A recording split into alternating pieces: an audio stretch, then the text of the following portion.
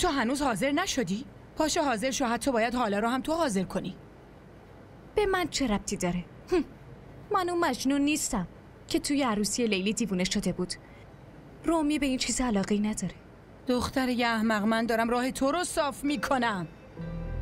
ولی به نظر میاد شما راه پرپیچ و خمی برای زندگی من انتخاب کردین.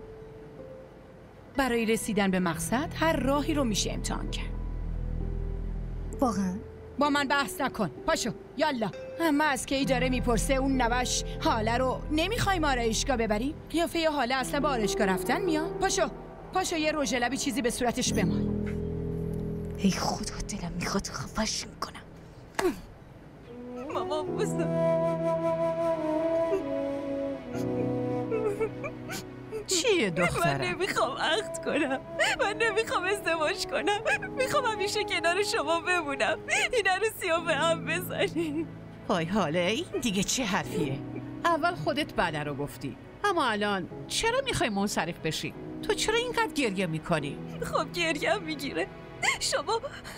شما میتونین درستش کنین مامان بزرگ. من نمیخوام ازدواج کنم. مگه من عمر 9 دارم دخترم؟ شاید امروز، شاید فردا بمیرم. خیلی خوبه که تو ازدواج کنی.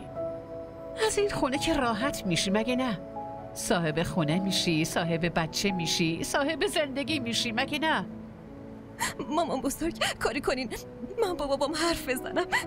من هیچی نمیتونم، فقط میخوام یه بار باهاش حرف بزنم. لطفاً یه کاری کنین.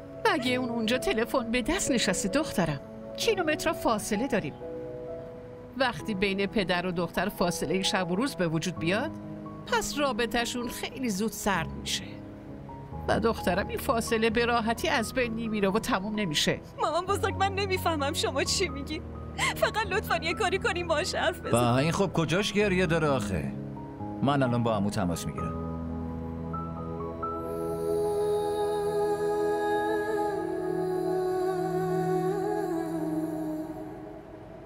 الو سلام، این شماره فعلا در دسترس نیست. لطفاً بعد از شنیدن صدای بوق پیغام خود را بگذارید.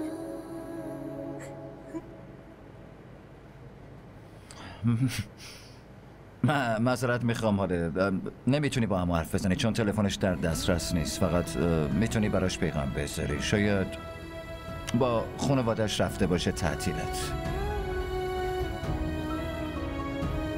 با خانواده‌اش؟ همراه ما باشید و فراموش نکنید که سابسکرایب کنید تا بهترین سریال ها را با دوبله فارسی از تلویزیون دیدی تیوی تماشا کنید.